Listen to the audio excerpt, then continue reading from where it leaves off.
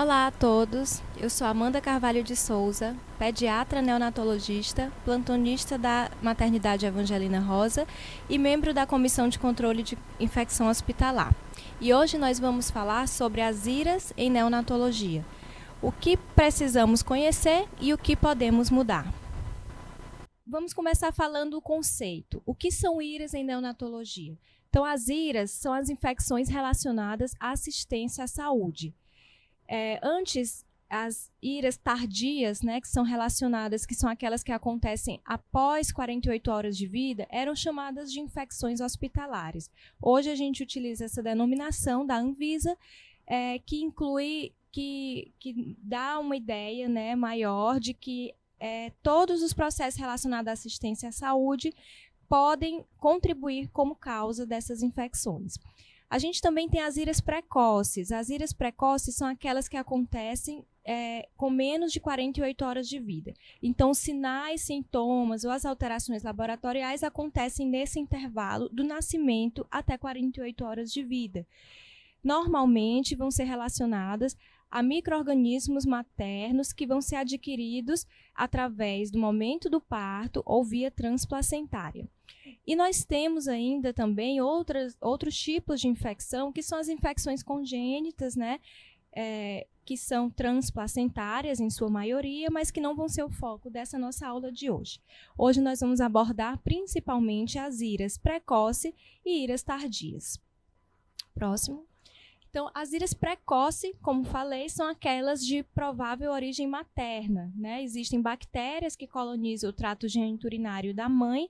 Coloquei aqui as principais: o estrepto do grupo B, Escherichia coli, Listeria monocytogenes, mas podemos ter outras também, que variam de acordo com a situação clínica da gestante. E para essa infecção, a evidência diagnóstica, seja ela clínica, laboratorial ou microbiológica, ocorre nas primeiras 48 horas de vida. Algumas referências colocam até 72 horas, mas a Anvisa já utiliza essa denominação, né, essa definição até 48 horas de vida.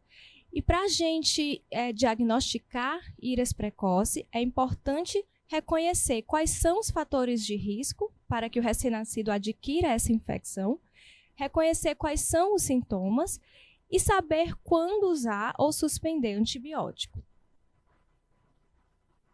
Vamos começar pelos fatores de risco. Então, os fatores de risco clássicos são a colonização materna pelo Strepto agalacti. Então, é muito importante, se disponível, que seja feita essa pesquisa na gestante no final da gravidez para saber o seu status de colonização. Além dessa colonização materna, a gente também tem a corioamnionites, rotura prematura de membranas, rotura prolongada de membranas mais de 18 horas, trabalho de parto prematuro, sem causa aparente, infecção urinária tratada a menos de 48 a 72 horas. Existem outros fatores de risco também, como procedimentos invasivos na gravidez. Esses são os principais. Próximo. E o que seria a corioamnionites, que é um dos fatores de risco, né, mais importantes? Seria diagnosticada através da temperatura materna intraparto, maior que a partir de 38 a 39 graus, né, associado também a alguns sinais ou sintomas, como leucocitose materna, drenagem cervical purulenta, taquicardia. Então, essa definição é importante porque muitas vezes ela é diagnosticada somente no momento do parto. Então, existe relato pelo obstetra de que havia essa drenagem cervical purulenta no momento do parto, havia febre no momento do parto, havia líquido amniótico com odor fétido. Então, são importantes informações que o neonatologista precisa para identificar um risco de sepse nesse recém-nascido. Próximo. E aí lembrar que esses são fatores de risco. Então, nesse momento, identificando a presença desses fatores de risco, a gente diz que o recém-nascido tem risco de infecção, mas o risco de infecção é diferente de infecção. Nem todos os recém-nascidos que foram expostos a esses fatores de risco, eles terão infecção. mas eles precisarão ser abordados, né, examinados e cuidados de uma maneira mais sensível para o possível diagnóstico de infecção. Então, vamos adiante. E o que eu faço na presença desses fatores de risco, no pré-natal ou no parto? Então, o primeiro momento, né, em que eu posso atuar ainda é no parto. Então, é necessário fazer a quimioprofilaxia das gestantes que têm esses fatores de risco para minimizar a ocorrência de sepse precoce. Então, eu posso fazer essa quimioprofilaxia em qual grupo, né? Em quem usar? Primeiro, nas gestantes que são colonizadas na gestação atual. Então, se a gestante tiver a colonização pelo estrépito do grupo B, a gente tem que fazer a quimioprofilaxia no momento do parto, exceto se for uma cesárea fora de trabalho de parto e com a bolsa íntegra. Se você não conhece o status de estrépito do grupo B dessa gestante, mas você identifica os seguintes fatores de risco, que são rotura de membrana prolongadas, trabalho de parto prematuro ou febre intraparto, né, sinais de coriomielite no momento do parto, ou a gestante tem um histórico de estrépito do grupo B isolado na urina, né, uma urocultura positiva para estrépito do grupo B nessa gestação atual. Ou mães que tiveram filho anterior com doença pelo estrépito do grupo B, você também vai indicar a quimioprofilaxia intraparto. Próximo. E o que nós usamos de quimioprofilaxia? O tratamento padrão ouro seria a penicilina cristalina e é necessário fazer um ataque e uma dose de manutenção. Então, segundo o CDC, para essa profilaxia ser adequada na prevenção da sepse precoce, é preciso que seja feita a pelo menos 4 horas antes do nascimento do recém-nascido, para que esse antibiótico possa atingir níveis séricos, né, que vão realmente prevenir a infecção. Então, o antibiótico feito muito próximo do nascimento é considerado uma profilaxia inadequada. Muitas vezes não ocorreu tempo hábil, né, para que seja feita essa quimioprofilaxia adequada, então é importante observar isso. Então, se não for possível usar a penicilina, nós temos também a ampicilina como droga de segunda linha e esquemas para pacientes com alergia, cefazolina, vancomicina. Mas o esquema padrão ouro é a penicilina ou a ampicilina intraparto. E você utilizaria essas doses, né, que estão no slide até o momento do parto, de 4 em 4 horas. Então, atuamos inicialmente nessa identificação dos fatores de risco e na definição de quais gestantes precisarão da quimioprofilaxia adequada. Mas o recém-nascido nasceu. E o que eu faço diante da presença desse recém-nascido, filho dessa mãe que tinha os fatores de risco? A primeira questão é, ele está sintomático ou assintomático? E aqui a gente vai falar sobre os sintomas, porque em neonatologia esses sintomas são bastante inespecíficos. Então é importante que os médicos clínicos, pediatras, neonatologistas desenvolvam, né, elevem o seu senso clínico de observar esses sintomas e verificar se existem outras causas que podem estar interferindo nesses sintomas que não sejam necessariamente infecção, principalmente em recém-nascidos prematuros. Nós sabemos que muitas alterações do ambiente, por exemplo, podem levar a sintomas como hipoatividade, letargia, instabilidade térmica, certo? Intolerância à glicose, apneia, bradicardia, outras causas clínicas diferentes de infecção podem levar a esses sintomas. Normalmente, quando a gente tem a presença de 3 ou mais sintomas, ou pelo menos 2 sintomas no recém-nascido com presença de fatores de risco, a gente deve levantar a suspeita, sim, de sepse, caso esses sintomas não possam ser atribuídos a outra causa. Então, esses são sintomas clássicos: hipoatividade, letargia, instabilidade térmica. A instabilidade térmica é importante lembrar que no recém-nascido não ocorre somente a febre, mas a hipotermia é um sintoma importante de infecção. O recém-nascido que não consegue manter a normotermia, está frequentemente hipotérmico, apesar das medidas de controle de temperatura adequadas. Intolerância à glicose, seria as hipoglicemias ou hiperglicemias. É muito comum, apesar da vazão adequada de glicose, quando eles estão com infecção, desenvolverem hipo ou hiperglicemia. Apneia, bradicardia. Então, pode ter taquicardia, mas também a bradicardia associada à apneia é um sintoma de sepse. Desconforto respiratório, resíduo alimentar, que seria a intolerância alimentar. Recém-nascido que estava se alimentando ou que estava se alimentando bem e, de repente, começa a rejeitar a alimentação, apresentar resíduo alimentar, distensão abdominal, pode chamar atenção para um quadro de infecção. Choque, que seriam as alterações hemodinâmicas de perfusão, pressão, perfusão, pressão, tempo de enchimento capilar. Síndrome hemorrágica seriam as distúrbios hemorrágicos, sangramento do trato gastrointestinal e etc. Né? Então, vejam que muitas outras coisas podem levar a esses sintomas. Então, e não é preciso, para o recém-nascido estar com sepse, que tenha todos esses sintomas juntos. Né? Pode ser uma combinação de 1 ou 2 ou 3, mas é importante na anamnese detectar. Ele tinha fatores de risco e ele apresentou esses sintomas, né? Então, você já pensa imediatamente em sepse. E lembrar também que, para o recém-nascido ter sepse, não é obrigatório ter na história os fatores de risco. Às vezes, não tem os fatores de risco detectados. Por exemplo, a mãe pode ter uma colonização por um estrépito do grupo B e não ter os outros fatores de risco, mas ela também não ter o status de colonização do estrépito do grupo B e você não saber que ela era colonizada. E o recém-nascido que aparentemente não tinha fatores de risco, pode acabar desenvolvendo esses sintomas na enfermaria, no alojamento. Então, é importante que, mesmo na ausência de fatores de risco, mas se você detecta esses sintomas, que você faça uma investigação de sepse, caso realmente você não atribua a outras causas esses sintomas, tá certo?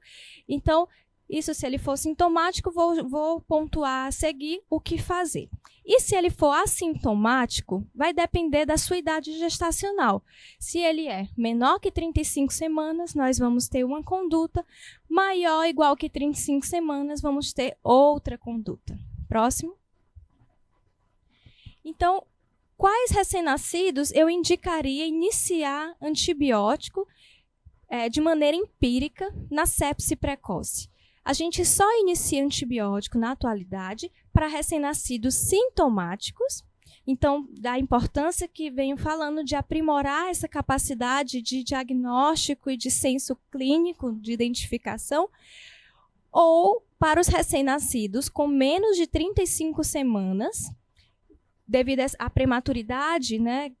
Já é um fator de risco adicional para a sepse, então, para esses prematuros com menos de 35 semanas e que tenham a presença de fatores de risco materno, especialmente para os recém-nascidos que vão para unidades de U5 ou UTI, que normalmente recém-nascidos com menos de 35 semanas apresentam alguns sintomas no começo da vida que podem confundir se é infecção ou não, como desconfortos respiratórios adaptativos, síndrome do desconforto respiratório, dificuldade alimentar. Então, pelo menos nas primeiras 48 horas de vida desses recém-nascidos, especialmente se eles estão em U5, né, que é Unidade de Cuidados Intermediários, ou UTI, é difícil detectar se eles estão infectados ou não. Então, para estes casos, pode-se iniciar o antibiótico empírico até descartar ou confirmar o processo infeccioso verdadeiro, né, até 48 horas de vida. Para os outros recém-nascidos, ou seja, recém-nascidos acima de 35 semanas e que são assintomáticos, nós não utilizamos antibiótico. Esses recém-nascidos, pela recomendação atual, eles podem ficar apenas em observação clínica rigorosa, por um período de 48 horas, né, até 60 horas, se for o caso, mas por 48 horas, um período de observação clínica, e caso eles desenvolvam sintomas nessas 48 horas, é que você rastrearia a sepse. Mas não seria necessário iniciar antibiótico. A tendência mundial é cada vez se utilizar menos antibiótico. Cada vez utilizar menos antibiótico em recém-nascidos que estão clinicamente bem. E, principalmente, cada vez suspender mais antibiótico quando a infecção não é confirmada. Então, a gente sabe que para a neonatologia é difícil diagnosticar somente através de sintomas, porque são muito inespecíficos a infecção. Então, existe esse uso abusivo de antibiótico, mas mais do que não iniciar, é importante que nós aprendamos a suspender quando realmente a infecção não é confirmada. Tá certo? Então, qual é o antibiótico? É ampicilina e gentamicina. Esse é o esquema empírico inicial para sepse precoce e ele é utilizado nessas situações. Próximo. E como é que eu procedo? Diagnóstico e propedêutica para esses recém-nascidos em que eu estou com a suspeita de sepse precoce. O exame laboratorial padrão ouro é a hemocultura. Então, em todos os casos em que eu vou iniciar antibiótico devido à suspeita de infecção precoce, eu tenho que solicitar a hemocultura. Então, toda RN com suspeita clínica, ou nos que não tem a suspeita clínica, mas eu resolvi, pelos fatores de risco, idade de menos de 35 semanas, iniciar o antibiótico. Então, esses recém-nascidos precisam coletar a hemocultura. Também o CDC coloca que se o recém-nascido não tem a presença dos fatores de risco, mas ele é um bebê prematuro e vai para o UTI o 5, mesmo não iniciando antibiótico, você pode coletar uma hemocultura como uma maneira de rastrear também esse recém-nascido, tá certo? Mas para todos que você for iniciar antibiótico, coletar a hemocultura, que é o padrão ouro. Próximo. Como é feita essa coleta? O ideal são colher 2 amostras. Por que 2 amostras? Para facilitar o diagnóstico em caso de crescimento de germe contaminante. É muito comum no recém-nascido o crescimento de germes de pele, como os estafilococos coagulase negativos. Eles são um agente comum de infecção. E quando eles acontecem, quando ocorre um crescimento em apenas uma amostra, é difícil diferenciar a contaminação da infecção. Então, quando a gente colhe 2 amostras, a gente aumenta essa sensibilidade diagnóstica nesses casos. E qual o volume de coleta? O volume de coleta, como eu mostro nessa tabela, influencia diretamente na capacidade de detecção. Então, os estudos mostram que, quando eu colho pelo menos 1 ml, eu aumento a minha capacidade de detecção quando eu tenho poucas unidades formadoras de colônia, para 63%. E quando eu tenho 4 unidades formadoras de colônia, eu consigo detectar até 98% quando coleto 1 ml. Depois de 2 ml para frente, não há uma mudança significativa na capacidade de detecção. E menos de 1 ml, a gente cai bastante a sensibilidade. Então, a importância também de colher esse volume adequado. Às vezes, a gente fica com pena, a coleta é difícil e o bebê é pequeno, então a gente acaba, vou colher pouco, mas na verdade, quando colhe pouco, nós estamos contribuindo para uma dificuldade diagnóstica que vai gerar mais dúvida do que benefício. Então, sempre colher 1 ml. As 2 amostras devem ser colhidas de sítios diferentes. Se tiver acesso central, pode ser colhida uma amostra do acesso central. Aqui no caso da sepse precoce, é muito comum que recém-nascidos de maior risco, em U5 ou UTI, estejam utilizando o catéter venoso umbilical. Pode ser colhida a amostra do catéter venoso umbilical, sim, desde que feito com uma coleta com o procedimento de asepsia adequado. E a outra amostra periférica, certo? Próximo slide. Outras culturas na sepse precoce não estão rotineiramente indicadas. A urocultura não está indicada porque a incidência de infecção urinária em sepse precoce é muito baixa, não justifica. E o líquor, ele é indicado, já a meningite ela tem uma incidência um pouco maior, principalmente naqueles recém-nascidos em que eu tenho sintomas clínicos evidentes de sepse precoce, sido pela manutenção realmente do antibiótico, ou tenho hemocultura já positiva. Então, para esses casos, está indicada a coleta do líquor. Esse protocolo pode variar entre hospitais. Alguns hospitais recomendam já colher o líquor em todos os casos de sepse precoce, mas algumas referências, a Anvisa, por exemplo, coloca que seria indicado mais nessa situação de confirmação da sepse ou forte suspeita clínica. Próximo. E os exames inespecíficos? Eles nos ajudam, nos atrapalham, né? O que temos a dizer sobre eles? Então, hemograma e PCR são 2 exames normalmente colhidos nas suspeitas de infecção, mas é importante dizer que o valor deles é principalmente em descartar uma infecção precoce. Existem muitas situações clínicas que alteram hemograma e PCR, principalmente nas primeiras 48 horas a 72 horas de vida. São extremamente inespecíficos. Então, o próprio trabalho de parto, a própria asfixia, pré-eclâmpsia materna, são situações em que vão levar alterações de hemograma. Então, ele é útil para ser valorizado para sepse precoce quando normal. Então, um hemograma alterado não necessariamente ele autoriza a diagnosticar a infecção. A gente já falou que o padrão ouro é a hemocultura. Mas um hemograma normal e um PCR que tende a uma normalização numa curva seriada ou que é normal, em um bebê clinicamente estável e com hemocultura negativa, lhe autoriza a suspender o antibiótico. Certo? Então, o PCR, ele é uma proteína de atividade inflamatória que ele vai elevar em 2 a 3 dias, fazer o seu pico e depois normalizar em torno de 5 a 7 dias.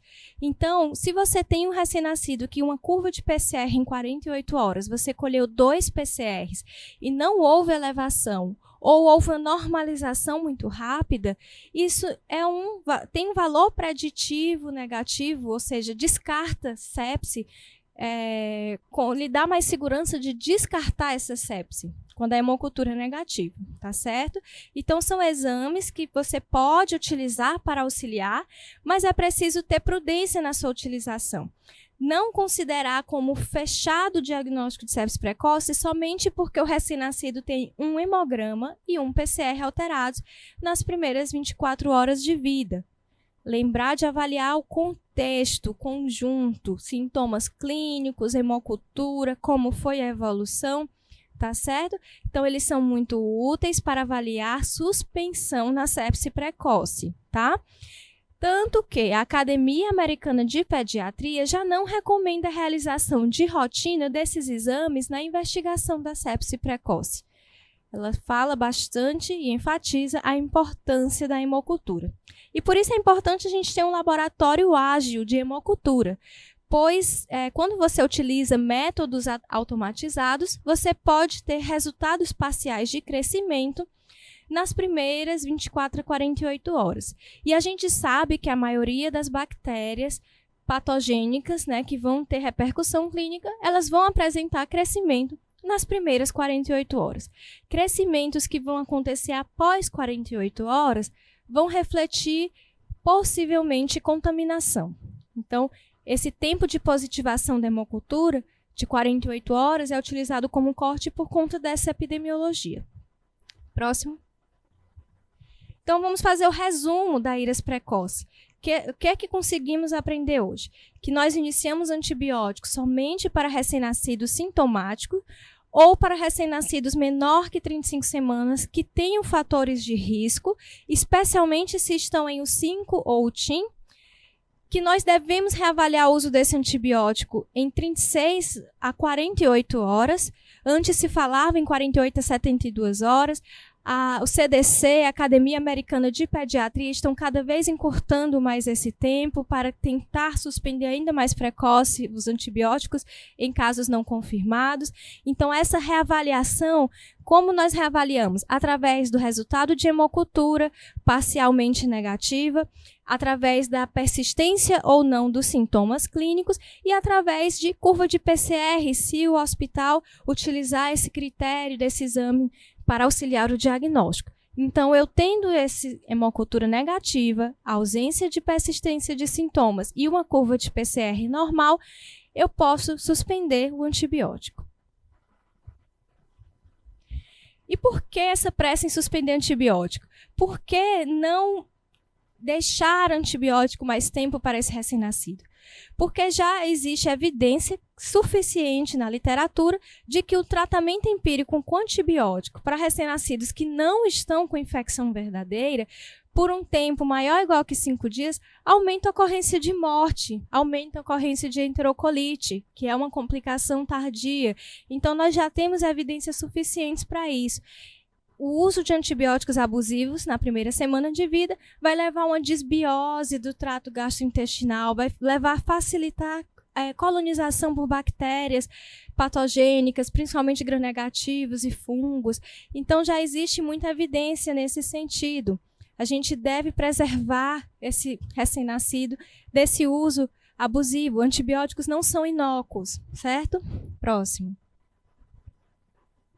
Aqui o último esquema da sepse precoce, para fecharmos, é uma imagem adaptada do manual da Organização Pan-Americana de Saúde, de Prevenção de Infecções em Neonatologia, em que fala exatamente o que nós já conversamos. Na suspeita clínica de infecção, a gente faz a triagem infecciosa, inicia um tratamento empírico, mas que deve ser reavaliado 48 horas a 72 horas. Como eu falei, a Academia Americana de Pediatria já encurta esse tempo para 36 a 48 horas. E essa reavaliação vai se basear na evolução clínica e nas culturas. Culturas negativas e RN bem, suspender antibióticos nesse período, até 72 horas, no máximo. Culturas negativas, mas o quadro clínico continua sugestivo, fecharia o que os neonatologistas chamam de sepse clínica.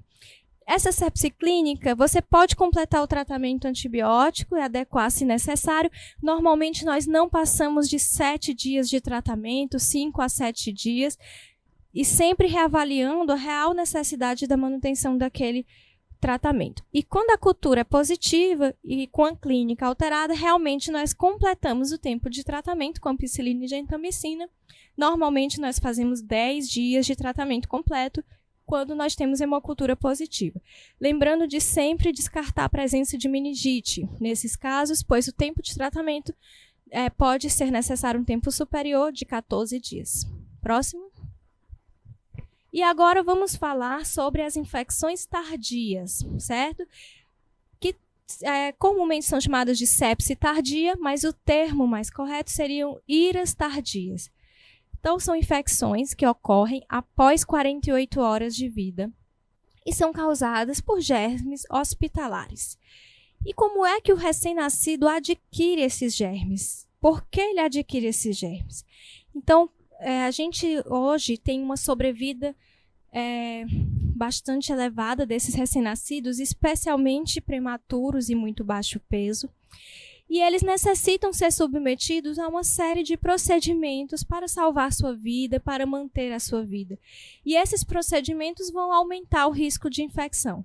Então, algumas coisas nós vamos ver que existem fatores de risco que nós não podemos modificar. Mas existe muita coisa que nós podemos fazer. Nós podemos atuar como equipe para reduzir a ocorrência dessas infecções, já que algumas, por exemplo, o nascimento prematuro, a gente consegue tentar prevenir no pré-natal, mas uma vez que ele nasceu prematuro, eu já não tenho como prevenir isso. Então, ele vai ter que ser submetido a uma série de procedimentos e eu vou tentar otimizar tudo que eu puder para prevenir que esses procedimentos levem a uma infecção. Então, prematuridade, baixo peso, uso prolongado de antibióticos. Como falei, aquele uso prolongado na primeira semana é um fator de risco importante. Jejum, ausência de leite materno nos primeiros dias, vou pontuar isso a seguir. Nutrição parenteral prolongada com uso de lipídios. Ventilação mecânica. Procedimentos invasivos como acessos venosos, PIC, catéter central. Muitas vezes tratamentos cirúrgicos por malformações congênitas, doenças gastrointestinais, uso de bloqueadores H2, todos esses fatores são próprios do paciente, que é o recém-nascido, né, da necessidade do cuidado do paciente. E realmente cada um deles tem particularidades que a gente pode trabalhar para minimizar o risco de infecção. Próximo. Além dos fatores associados à própria assistência para aquele recém-nascido, as características clínicas daquele recém-nascido, a gente tem fatores relacionados à estrutura. E é muito importante que a gente também reconheça isso.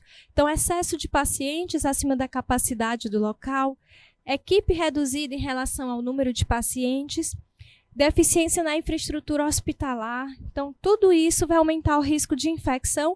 E quando eu tenho um ambiente, né, que eu tenho essa deficiência na infraestrutura, em que eu tenho aumento do número de infecções, acontece o exagero do diagnóstico, pois a pessoa que, né, está nesse ambiente, ela não se sente segura para descartar a infecção. Tudo se torna infecção pelo medo da infecção, já que a estrutura está inadequada.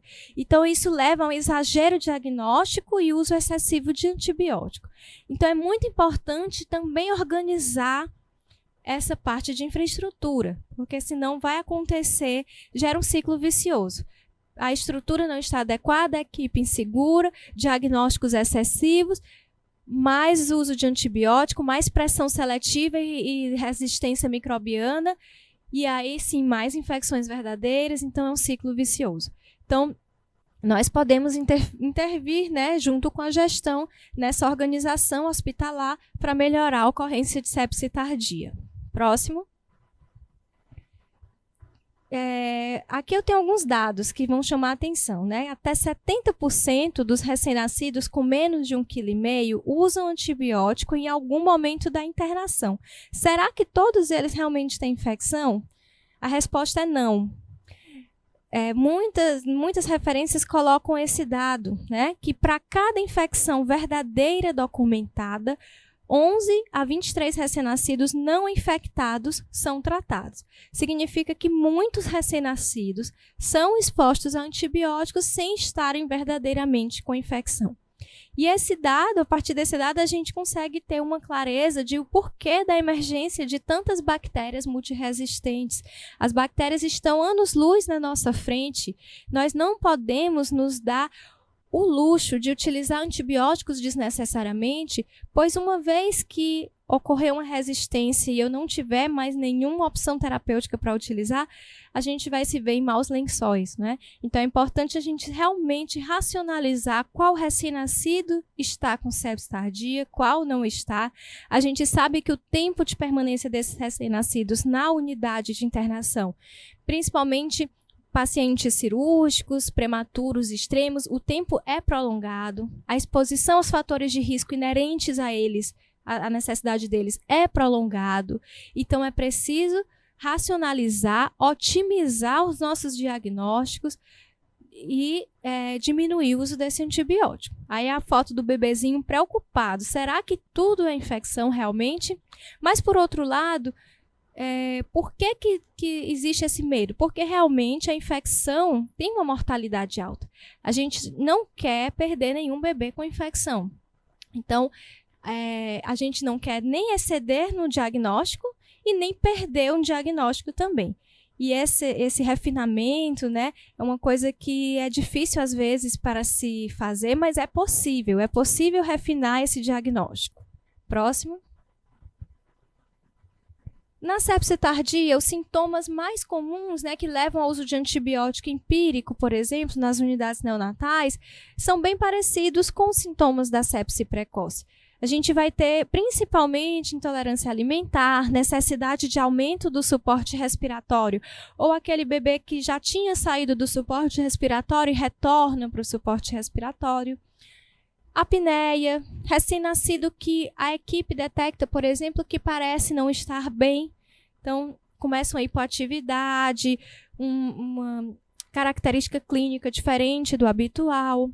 Distermias, mas tudo como falei, para sepse precoce. Todos esses sintomas, muitas vezes, podem ser justificados por outras causas em que é importante sempre avaliar. Então, por exemplo, um recém-nascido que está com anemia da prematuridade, ele pode ter apneia e parecer não estar bem. Um recém-nascido que está com a incubadora desajustada, né, pode apresentar uma distermia. Então, é muito comum que a gente chegue e a gente verifique. O recém-nascido teve 38 graus de temperatura.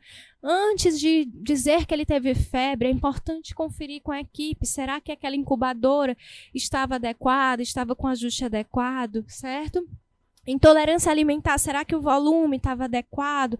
É uma característica muito comum de prematuro. São muitos sintomas inespecíficos. Então, é importante, já chamo a atenção aqui, de que é muito importante a comunicação entre a equipe.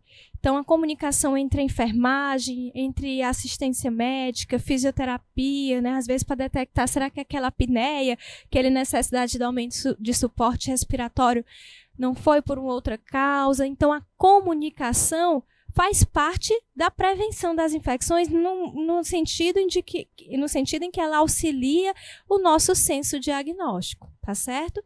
Próximo.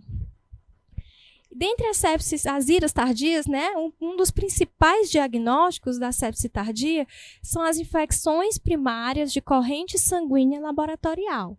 Então, a sigla é IPCSL. É o principal diagnóstico de iras tardias nas unidades neonatais do país e também do mundo. E são aquelas infecções em que eu tenho uma hemocultura positiva e que a infecção está associada à presença de um acesso central, ou catéter central, que são tão utilizados nessas unidades. Então, ela ocorre após 2 dias da inserção e até 1 dia após a sua remoção. Próximo. Coloquei esse dado da Anvisa, que vai nos mostrar os principais agentes etiológicos que causam essas infecções associadas a catéter. Então, os estáfilos coagulares negativos são os mais comuns. Esses dados são nacionais, retirados de UTIs neonatais do Brasil, mas refletem também uma realidade mundial. Os dados do Brasil são muito parecidos com os dados do CDC, por exemplo, em termos de agentes etiológicos. Chama atenção, em segundo lugar, a gram-negativa, a Klebsiella, sendo o principal agente. Em terceiro lugar, Staphylococcus aureus. E temos também as cândidas, infecções fúngicas. São infecções importantes no período neonatal. Devem ser lembradas sempre em que uma infecção não está respondendo adequadamente ao uso de antibióticos e quando o bebê tem a presença de fatores de risco importantes, né, para a infecção fúngica. Então, essas são as principais bactérias. Próximo. E aqui a gente tem o perfil, né, de sensibilidade, de resistência, na verdade, percentual de resistência para as bactérias identificadas. Então, coloquei para chamar a atenção que nós já temos, pode passar, por favor, nós já temos uma incidência elevada, 33% de resistência de Acinetobacter aos carbapenêmicos, né? Então, que os carbapenêmicos a gente sabe que são antibióticos de largo espectro e que nós já temos 33% dos acinetos resistentes a ele, com opções terapêuticas comprometidas. Então, isso para chamar a atenção que o uso indiscriminado de carbapenêmicos, né, pode fazer uma pressão seletiva para selecionar esses Acinetobacter. Próximo. Também pseudomonas resistentes a carbapenêmicos, né, 42% das pseudomonas resistentes. Próximo. E em relação aos estáfilos, pode passar. Em relação aos estáfilos, a gente tem 78% dos estáfilos coagulares negativos são resistentes à oxacilina, mas só 36% dos estáfilos áureos. Então, a resistência dos coagulares negativos muito maior à oxacilina. Nós vamos discutir a importância desse dado a seguir. Aqui, relembrando que a proliferação de uma microflora patogênica no intestino precede a translocação bacteriana. Então, se eu tenho essa função de barreira intestinal prejudicada, eu vou disseminar patógenos, especialmente gram-negativos e fungos. E como é que eu posso melhorar essa microflora do intestino? O uso de leite humano. Então, o uso de leite humano precoce, redução do tempo de antibiótico na primeira semana de vida, tudo isso vai ter um fator protetor na desbiose.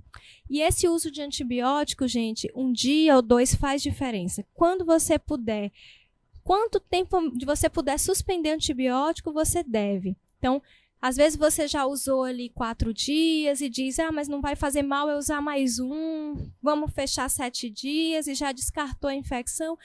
Só por causa de 3 dias não vai fazer diferença, mas faz diferença na desbiose, faz diferença no desenvolvimento depois de sepse tardia. Então, se você puder reduzir em 1 dia o uso de antibiótico, já faz diferença para o seu recém-nascido. Próximo. E como a gente vai utilizar, então, esse antibiótico de uma maneira racional na sepse tardia? Então, é importante conhecer o perfil epidemiológico da sua unidade neonatal. Aquele que eu coloquei é um perfil nacional, divulgado pela Anvisa, mas cada unidade tem sua particularidade. Alguns têm uma incidência maior de gram negativos, outros de Staphylococcus aureus, mas aquele perfil dá uma ideia global do que acontece no Brasil. Então, eu preciso conhecer essa realidade epidemiológica, preciso melhorar o meu diagnóstico. Como é que eu melhoro o diagnóstico? Refinando a observação clínica e também eu preciso de exames confiáveis. A importância de eu ter hemoculturas automatizadas é muito grande. Então, numa unidade em que eu tenho ausência de exames que vão me dar o suporte, e exames, eu estou falando principalmente culturas. Então, hemocultura, cultura de urina, cultura de líquor, eu preciso ter isso de maneira acessível, porque se eu não tiver, eu vou ter os sintomas clínicos, eu não vou ser capaz de afastar esse diagnóstico ou confirmar, e eu vou acabar utilizando antibiótico por mais tempo, já que eu não tinha o diagnóstico padrão ouro, que era a cultura. Ou se eu tenho culturas que atrasam muito o resultado. Então, isso tudo impacta no diagnóstico, impacta no uso racional de antibióticos, certo? Então, esse refinamento da observação clínica também é uma coisa importante para ser feito por toda a equipe, discutida. E também outra situação importante é saber diferenciar colonização ou contaminação de infecção. Então, o recém-nascido muitas vezes tem uma hemocultura, uma amostra positiva para um germe contaminante, está clinicamente bem, sem outras alterações que sinalizem para sepse, e muitas vezes tem a ver com o método de coleta inadequado, levando àquele crescimento de germe contaminante. Também culturas de secreção traqueal é muito frequente que sejam apenas colonização, culturas de ponta de catéter a gente não costuma utilizar porque muitas vezes reflete somente a colonização e não infecção, tá? Então, diferenciar o que é verdadeiramente infecção, em que eu tenho não só a cultura positiva, mas eu tenho um contexto clínico daquilo, e o que é uma contaminação e colonização. Também devemos otimizar as doses, via de administração, tempo de antibiótico para tentar reduzir ao máximo. E principalmente saber parar o antibiótico quando, ao final de um ciclo, você observou, ao final de alguns dias, em que aquilo não se confirmou como uma infecção. Próximo. E qual o esquema empírico que a gente utiliza atualmente? Então, sempre que possível, a gente deve evitar esquema empírico. A gente deve se basear nos esquemas guiados por cultura. Mas a gente inicia empiricamente, porque a gente não quer atrasar o manejo daquele recém-nascido. Uma cultura pode demorar até 72 horas para sair o resultado. Então, muitas vezes, a gente inicia empiricamente o antibiótico quando o recém-nascido apresenta sintomas clínicos ou alterações laboratoriais, e depois eu ajusto conforme o antibiograma. O esquema atual é oxacilina e amicacina. A oxacilina, nós vimos no perfil de resistência, em que eu tenho mais de 70% dos estáfilos coagulase negativos resistentes à oxacilina. E por que, então, utilizar a oxacilina, já que eles são resistentes? Porque os estáfilos coagulados negativos, eles têm baixa morbidade e mortalidade e são indolentes. Então, quando sai o resultado definitivo, você tem tempo de trocar depois para a vancomicina, caso seja resistente. E também vários estudos já não mostraram alteração de mortalidade quando você utilizou oxacilina em relação à vancomicina. Mas, por outro lado, os hospitais que utilizavam vancomicina como esquema empírico tiveram um aumento de resistência de Staphylococcus aureus, tá? Então, o Staphylococcus aureus, sim, ele tem uma mortalidade, uma morbidade maior, e ele, pelos dados epidemiológicos, a gente viu que a resistência à oxacilina é menor. Então, por isso a gente utiliza a oxacilina para cobrir principalmente os Staphylococcus aureus, mesmo sabendo que uma grande parte dos estáfilos coagulados negativos são resistentes. Não se justifica o uso de vancomicina empírico para tratamento de sepse tardia em unidades em que não há presença de estáfilos aureus resistentes à oxacilina, né, em níveis acentuados. Então, você não deve utilizar na sua unidade de maneira empírica vancomicina, porque você vai estar contribuindo para selecionar esses estáfilos aureus. Então, você pode utilizar oxacilina, se for o caso depois, quando sair o resultado, ajusta para vancomicina. E a amicacina é um antibiótico que vai ter uma boa cobertura para os gram-negativos. Então, é um antibiótico que leva a pouca indução de resistência, uma monoterapia, tem o espectro amplo, mas, ao mesmo tempo, ele não vai levar a indução de bactérias ISBL, KPC, como as cefalosporinas ou os carbapenêmicos. Então, muitos hospitais utilizavam cefalosporinas de terceira geração, como o Cefepime, né? Usavam cefalosporina de terceira ou quarta, como o Cefepime, que é de quarta, utilizavam como esquema de sepse tardia, e foi visto que aumentou muito o número de gram-negativos e ISBL. Então, foi realmente não recomendado o uso dessas cefalosporinas como terceiro esquema ou esquema empírico, bem como dos carbapenêmicos. Esse grupo de antibiótico, carbapenêmicos, cefalosporinas, vancomicina, a gente utiliza quando a gente realmente tem uma bactéria que só é sensível a esse grupo. Próximo. Então, aí está realmente proscrito o uso empírico, certo? Próximo.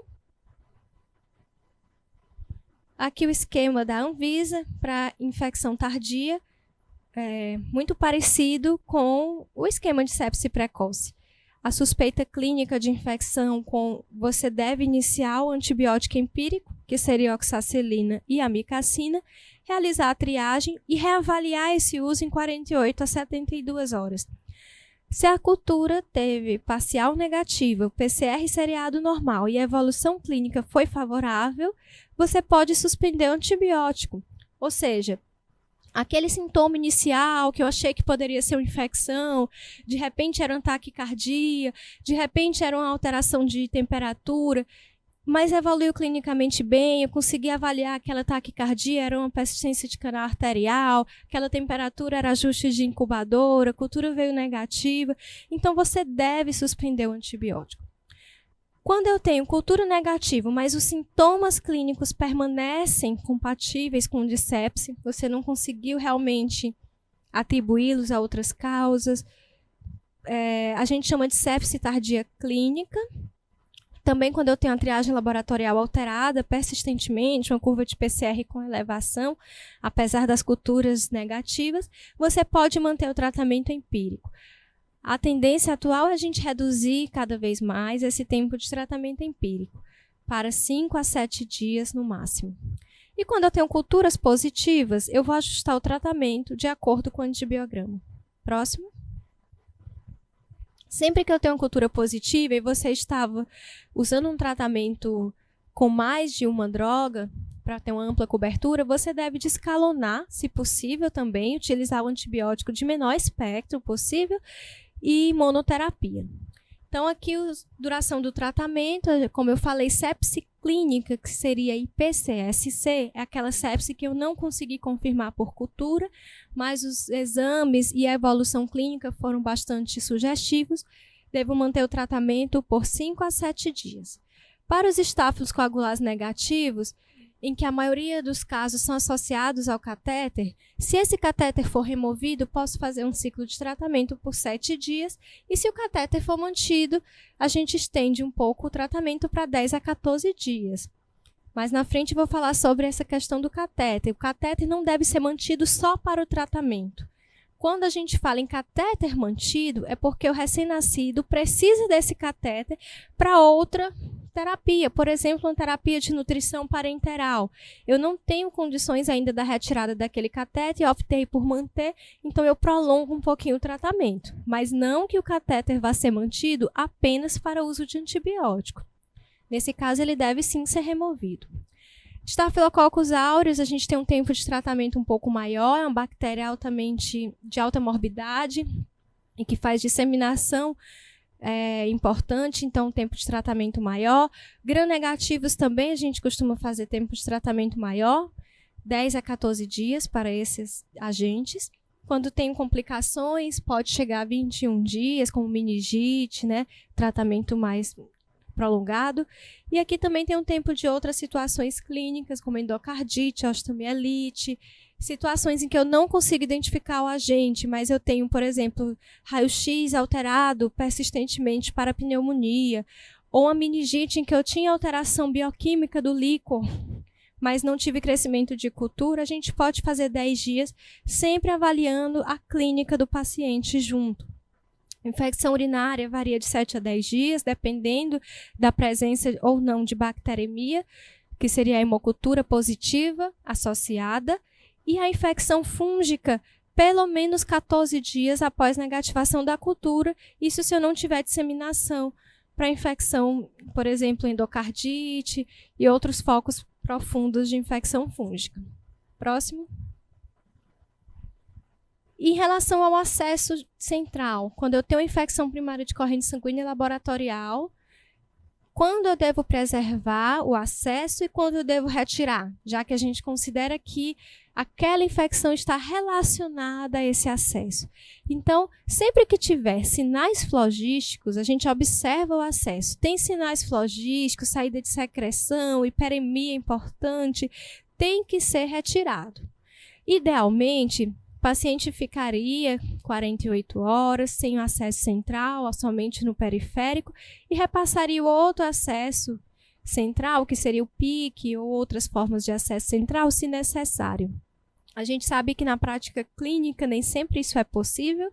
Muitas vezes a gente tem que remover o acesso e já passar outro acesso no mesmo dia. Existe o que é mais recomendado, existe o que é possível. Mas o importante nesses casos sempre é remover os sinais, remover o acesso que tenha sinais flogísticos. Quando eu tenho PIC, é muito comum, às vezes, desenvolvimento de cordão fibroso. E quando o recém-nascido não tem sintomas sistêmicos de sepse, você pode tentar manter esse PIC, porque a gente sabe da dificuldade de passar esses acessos recém-nascido. Você pode tentar manter o PIC, utilizando compressas por 24 a 48 horas, porque muitas vezes o cordão fibroso pode ser associado a traumas mecânicos na passagem do PIC, não necessariamente infecciosos. Então, se você tiver essa situação, você pode observar, mas se persistir, se tiver sinais sistêmicos, também tem que ser retirado. Sempre que eu tenho, o anterior ainda, por favor, sempre que eu tenho hemocultura positiva para fungo, também é indicada a remoção. É muito difícil tratar uma infecção fúngica, vocês viram que o tempo de tratamento é prolongado. E se a gente mantiver o acesso, é praticamente impossível. Então, infecção fúngica associada a acesso central sempre deve ser removido. Quando eu tenho cultura positiva para gram-negativo, também está indicada a remoção sempre que possível. Caso o bebê esteja estável e se você decidir manter esse acesso, é muito importante que você tenha uma nova hemocultura com 24 a 48 horas para avaliar a negativação. Então, se você começou um tratamento, manteve o acesso com 24 a 48 horas, colhia a cultura e continua crescendo, tem que programar a retirada desse acesso antes que o bebê piore. Porque realmente aquele foco não vai ser resolvido só com antibiótico. Eu tenho que remover o biofilme, tenho que remover o acesso. Próximo. Quando a cultura é positiva para Staphylococcus aureus e Enterococcus, mesma coisa dos gram-negativos, você pode ponderar, manter o catéter, se o recém-nascido está estável, se aquele bebê é de difícil acesso, mas sempre tendo que ter esse controle de negativação nas 48 horas para decidir essa manutenção. E lembrando que se você tem recém-nascidos instáveis, graves, é prudente tirar o acesso para conseguir controlar essa infecção. Já os estáfilos coagulados negativos são bactérias em que você pode manter o catéter, se for preciso. Colhe também a cultura 48 horas. Se continua positiva, você tem que remover. E se ele está instável, sempre remover. Mas uma coisa que a gente observa às vezes na prática é que às vezes as pessoas mantêm o acesso somente para o tratamento do estáfilo coagulase negativo. Isso é uma prática inadequada. Se o recém-nascido já não tem necessidade daquele acesso, somente está usando para o tratamento de um estáfilo coagulase negativo, ele deve ser removido e o tratamento ser continuado através de um acesso periférico. Então é importante também melhorar a assistência de enfermagem para se aprimorar nos acessos periféricos, porque muitas vezes acessos centrais são mantidos para tratamentos por tempo prolongado somente pela dificuldade de acesso periférico. E isso não é uma boa prática. E sempre que tiver deterioração clínica, tromboflebite, a gente também deve remover o acesso. Aqui essa imagem mostrando como a gente pode prevenir as IRAs. A prevenção de IRAs começa desde o momento em que o recém-nascido nasce. A gente tem que ter as boas práticas de assistência à saúde. Muitas das aulas desse curso vão abordar muitas práticas como higiene das mãos, precaução de contato. Aqui a gente vê uma pessoa utilizando adornos, né, de maneira inadequada, utilizando o jaleco com a manga comprida, né, que acaba carregando bactérias para esse recém-nascido. Então, a gente tem várias etapas da nossa assistência em que a gente pode prevenir as IRAs, começando desde a hora que o recém-nascido nasce, da nossa forma de assistência em sala de parto. Por exemplo, você manter a normotermia de um recém-nascido em sala de parto, você estimular o aleitamento materno, né? Então, o bebê vai ingerir leite humano nas primeiras horas de vida. Isso daí você já está contribuindo para o controle de infecção. Então, controle de infecção não é só a higiene das mãos. São todas as boas práticas em saúde.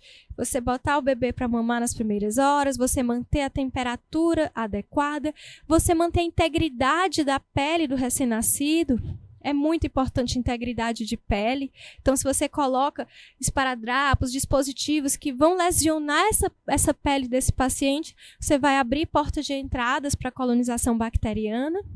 Por outro lado, se você faz o contato pele a pele, você faz a colonização por bactérias maternas que vão promover um equilíbrio na flora desse bebê. Em vez de ele ser colonizado pelas bactérias hospitalares, ele vai ser colonizado por bactérias maternas. Então, tem muitas coisas que a gente pode fazer. A gente, às vezes, pensa só em estrutura, mas, não tenho papel, eu não tenho sabão, eu não tenho equipe adequada. É importante a gente olhar tudo isso, sempre, mas é importante sempre olhar o que nós podemos fazer. Próximo. Em relação à prevenção, especificamente relacionada a acesso. Então, aqui são os principais pontos relacionados à prevenção de infecção de corrente sanguínea laboratorial. Então, o planejamento do acesso é o primeiro deles. Sempre que você vai planejar acesso, é importante perguntar: esse recém-nascido realmente precisa desse acesso central? Qual é o meu planejamento de tempo de uso? Qual é a indicação desse acesso? Em quanto tempo eu planejo removê-lo, né? São perguntas que sempre se deve fazer. Então, pensar não só no momento atual, mas também todo um planejamento posterior. Seleção do catéter. Uma vez que eu decidi que ele precisa do acesso, qual seria o mais adequado, o mais indicado para aquele recém-nascido? Seria um PIC? Seria uma punção? Se for um PIC, qual o tamanho desse PIC adequado? A gente sabe que os catéteres de silicone, eles são melhores, né? Então, existem acessos que têm mais tendência à infecção, outros menos. Será que eu preciso passar um acesso umbilical, né? Será que não seria caso de passar um acesso umbilical? Então, sempre a gente se faz essas perguntas. Uma vez passado o acesso, quais são as práticas de inserção adequada? Como eu tenho que me higienizar, paramentar? Como eu devo colocar o curativo adequado? Uma vez que ele está com acesso, como que eu devo preparar as infusões, as medicações? Tem que ter todo um controle de qualidade, tem que ter técnica adequada no preparo e na infusão, nas trocas de equipo, vigilâncias de conexão. Então, se você não tiver atenção a todas essas etapas, o paciente pode adquirir uma infecção desde o momento da inserção do acesso até depois, durante a manutenção, o uso de medicações. Tá certo? Então, uma das principais vias de adquirir as infecções são através dos acessos, tá? Então, vai ter aula de precaução de contatos, a gente sabe que o recém-nascido vai adquirir essa infecção, a gente que leva as bactérias para ele através do contato direto ou indireto, e essas bactérias vão colonizar o recém-nascido e vão também se aderir nesses acessos, formando biofilme. Então, toda a atenção é importante nesse planejamento. Em relação ao catéter umbilical, aqui mostra uma foto em que a gente tem a fixação em ponte, que é uma fixação que vai permitir uma limpeza e evitar o deslocamento do catéter, minimizando o risco de infecção. Também na fixação em ponte, a gente tem que observar a pele do bebê. Muitas vezes a gente utiliza hidrocoloide para proteger a pele do bebê, mantendo ela íntegra, né? Na hora da passagem, escolher o antisséptico adequado. Quando o recém-nascido é prematuro extremo, evitar a solução alcoólica 70%, porque ela vai lesionar a pele do bebê, vai irritar, então isso vai provocar maior risco de infecção por romper essa barreira epitelial. A gente utiliza para prematuros extremos clorexidina aquosa e não alcoólica.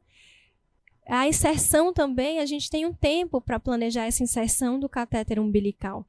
O mais breve possível, nas primeiras horas, né, no primeiro dia de vida. Você inserir um catéter umbilical no recém-nascido já com 2 dias ou mais, esse recém-nascido já está colonizado, eu vou ter uma tendência maior de infecção ou até de formação de trombos.